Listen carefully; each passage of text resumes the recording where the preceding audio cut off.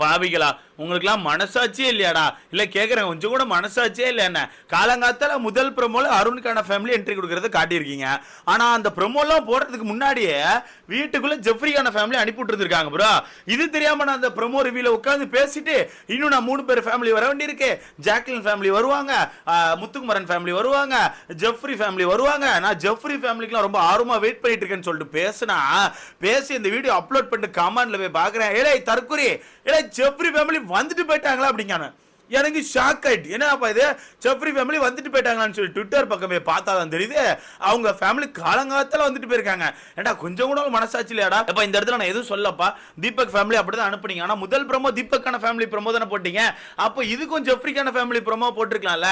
இன்னொன்னு கேட்கிறேன், நேத்து எல்லா குடும்பங்களும் கொஞ்சம் லேட்டா தான் அனுப்புனீங்க. ஒரு 9 மணி 10 மணிக்கு அப்புறம் தான் எல்லா ஃபேமிலியும் உள்ள வர ஆரம்பிச்சாங்க. அந்த மாதிரி பண்ணிருக்கலாம்ல, எல்லாரும் கொஞ்சம் ரெடியா இருந்திருப்பாங்களே. சரி ஃபர்ஸ்ட் டே ஸ்டார்ட் பண்ணும்போது தான் சீக்கிரமா ஸ்டார்ட் பண்ணிட்டீங்க, 2வது நாள் கரெக்டா தானே பண்ணீங்க. ஏன் 3ஆம் நாள் திருப்பி ஜெஃப்ரிக்கான ஃபேமிலியை காலங்காத்துல அனுப்பிட்டு இருக்கீங்க? எப்ப அந்த டைம்ல ஹாட் ஸ்டார்ல மொத்தம் 27,000 பேர் தான் பார்த்துட்டு இருந்தாங்களாம்பா. எப்படி ஹாட் ஸ்டார்ல மொத்தம் 27,000 பேர் தான் பார்த்துட்டு இருந்திருக்காங்க. அப்படி இருக்கும்போது நீங்க அந்த ஃபேமிலியை அனுப்பி மக்கள் அந்த ஃபேமிலியை பார்க்க விடாம பண்ணிட்டீங்களா? இப்ப என்ன ட்விட்டர்ல போய் எல்லாரும் கிளிப்பாடா பார்த்துட்டு இருப்பாங்க, ஏண்டா போட்டு கொடுமை பண்ணிட்டு இருக்கீங்க. ஆனா சத்தியமா புரியல ப்ரோ, ஜெஃப்ரிக்கு ஒரு நியாயம், மத்தவங்களுக்குலாம் ஒரு நியாயமா ப்ரோ?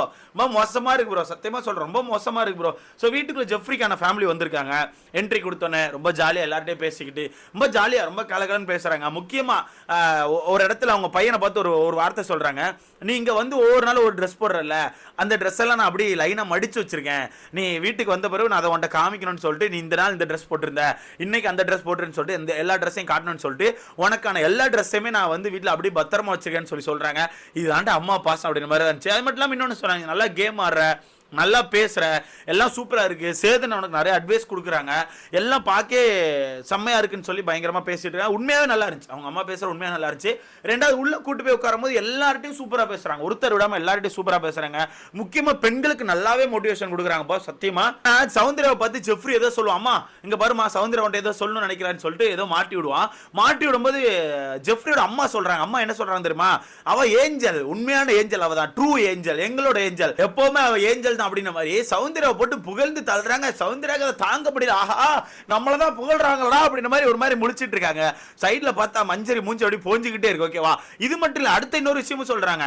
அடுத்து திருப்பி ஜெஃப்ரி அதே மாதிரி சௌந்தர்யாவை ஏதோ மாட்டி விடுறான். மாட்டி விட்டோடனே அவங்க அம்மா என்ன சொல்றாங்கன்னா, பேசுங்க எல்லாரும் ஜாலியா பேசுங்க, என்கிட்ட ஏன் பயப்படுறீங்க, நான் உங்ககிட்ட எவ்வளவு ஜாலியா பேசுறேன், அதே மாதிரி நீங்களும் என்கிட்ட ஓப்பனா பேசுங்கன்னு சொல்லிட்டு ஜெஃப்ரியோட அம்மா சொல்றாங்க. சொன்ன சைடுல இருந்து முத்துக்குமார் வந்து இல்ல அவங்க கொஞ்சம் சை டைப், அவங்க யார்ட்டையும் அவ்வளவு சீக்கிரத்துல பேச மாட்டாங்கன்னு சொல்லிட்டு அந்த இடத்துல சௌந்தர்யாவை சும்மா மாட்டி விடுறதுக்கு ட்ரை பண்றாங்க.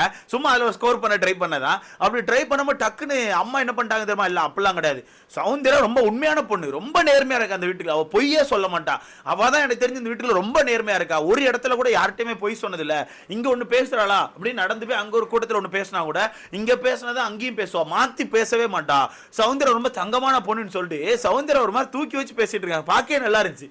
சௌந்தர்யா மட்டும் இல்ல, அடுத்து அஞ்சிதா ரொம்ப பிடிச்சிருக்கு அம்மாக்கு. அம்மா சொல்றாங்க, நீ வந்து என்னோட பொண்ணு மாதிரி, நீ வந்து என்னோட பொண்ணு தான் அப்படி சொல்லிட்டு அஞ்சிதா போட்டு பாராட்டுறாங்க. அடுத்து அஞ்சிதாக்கு பவித்ராக்கு பயங்கரமா ஒரு மோட்டிவேஷன் கொடுத்தாங்க. என்ன தெரியுமா, அந்த செங்கலா டாஸ்க்ல கடைசியில உங்களை மட்டும் இவங்க 2 டீமா சேர்ந்து அட்டாக் பண்ணலனா நீங்க தான் வின் பண்ணிருப்பீங்க, கண்டிப்பா நீங்க தனித்தனியெல்லாம் அடிக்க விட்டீங்கன்னா நீங்களாம் பறத்திருப்பீங்க, அவ்வளவு சூப்பரா ஆடுறீங்க பவித்ரா, நீலாம் ஒரு ஸ்ட்ராங்கான பொண்ணுமா, உன்னை பார்க்க எனக்கு ரொம்ப ஆச்சரியமா இருக்கு, அந்த அளவுக்கு பயங்கரமா போராடுற, சூப்பரா பண்றமா, வேற லெவல் பொண்ணுன்னு சொல்லிட்டு பவித்ராக்கு ஒரு பாராட்டுகள், அஞ்சிதாக்கு ஒரு பாராட்டுகள். அப்புறம் எல்லோ டீமுக்கு செருப்படி தான். எல்லோ டீம் அந்த இடத்துல டக்குன்னு ரயான் குறுக்க வந்து ஒரு எல்லோ டீம் இருக்கும், அதை நீங்க மறந்துட்டீங்கன்னு சொல்லிட்டு குறுக்க வந்தனே அம்மா ஒரே போடுதான், உங்களுக்கு தான் ஏன் சொல்றேன், நீங்க வேஸ்ட் சரியா, அந்த பொண்ணுங்க 2 பேரும் தனியா விட்டு தான் உங்களை தூக்கி சாப்பிட்டு இருப்பாங்க, நீங்க சும்மா கூட்டமா சேர்ந்தா இந்த டீம் அடிச்சிட்டீங்கன்னு சொல்லிட்டு போட்டு பொளந்து விட்டாங்க சரியா, போட்டு வச்சு செஞ்சு விட்டாங்க. ஒரு மாதிரி ரொம்ப ஜாலியா பேசுறாங்க, ரொம்ப ஜாலியா பேசினாங்க, எல்லாமே நல்லா இருந்துச்சு. அடுத்த சத்யா ஃபோன் பண்ணானு சொல்லிட்டு ஜெஃப்ரி கேட்கறான். அப்போ கேட்டப்போ ரொம்ப மெச்சூர்டா ஹேண்டில் பண்றாங்க. அவங்க அம்மா என்ன சொல்றாங்க தெரியுமா, இல்ல பண்ணுவேன்னு சொன்னான்ல, கண்டிப்பா பண்ணுவோம், ஏதாவது வேலையா இருப்பாங்க, ஏதாவது பிஸியா இருப்பாங்க, கண்டிப்பா எல்லாருக்கும் வேலை இருக்கும்ல, கண்டிப்பா பிஸியா இருப்பாங்க, கண்டிப்பா பண்ணுவாங்க அப்படின்ற மாதிரி பயங்கர மெச்சூர்டா ஹேண்டில் பண்றாங்க.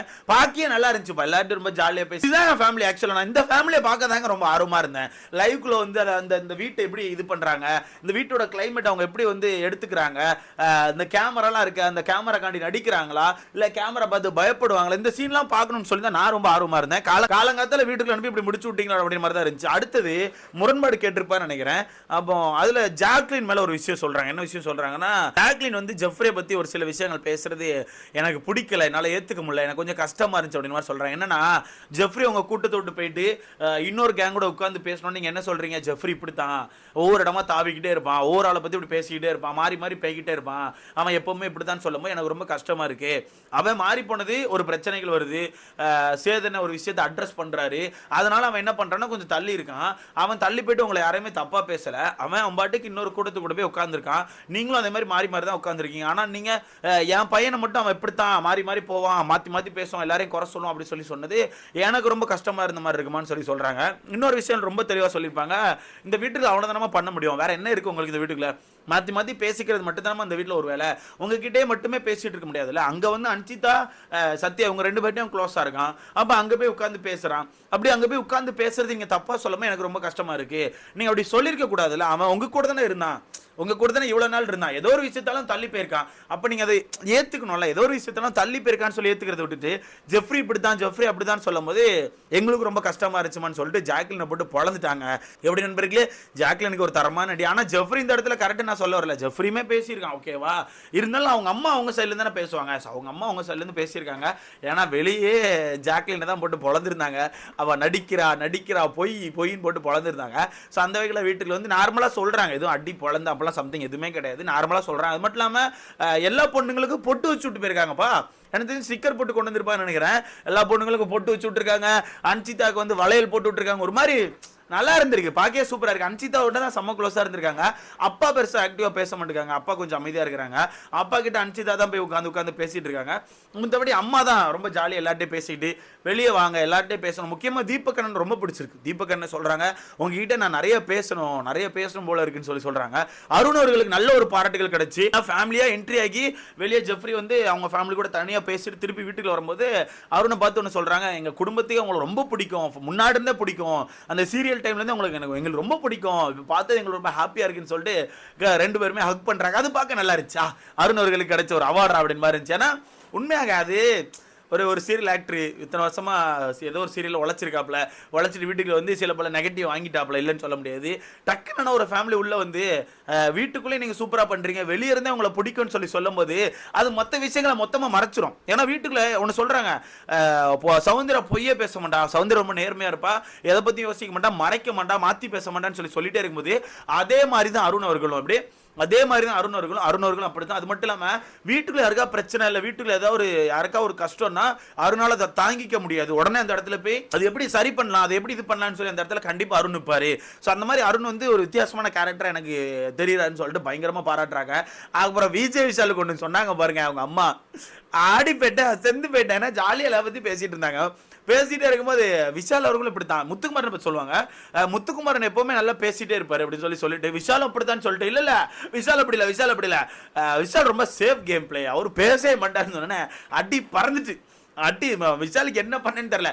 மொத்தத்தில் ஃபேமிலி ஒவ்வொரு ஃபேமிலிக்கான கண்ணோட்டங்கள் டிஃப்ரெண்டாக இருக்கும் ப்ரோ. இப்போ என்னோட கண்ணோட்டம் டிஃப்ரெண்டாக இருக்கும், நம்ம சேனல்லே வர்ற மக்களோட கண்ணோட்டம் டிஃப்ரெண்டாக இருக்கும். இப்போ லாஸ்ட் வீடியோவில் நான் வந்து லைவை கவனிக்கல, நான் காலைல எழுந்திரிச்சோன்னே ப்ரொமோ பார்க்குறேன், லைவ் ஓப்பன் பண்ண அங்கே எல்லாருமே நார்மலாக உட்காந்துருக்காங்க. அப்போ இதுக்கப்புறம் தான் ஃபேமிலிஸ் வர போகிறாங்கன்னு சொல்லிட்டு நான் ப்ரொமோக்கான ரிவ்யூ போடுறேன். அந்த ப்ரொமோ ரிவ்யூவில் ஒரு சில விஷயங்கள் சொல்கிறேன். என்ன விஷயங்கள் சொல்கிறேன், அருணை பற்றி நேற்று வந்து அன்சிதா அண்ணன் சொன்ன விஷயம் ஒரு வார்த்தையை நான் மறந்துட்டேன், அந்த விஷயத்தை உங்ககிட்ட கேட்குறேன்.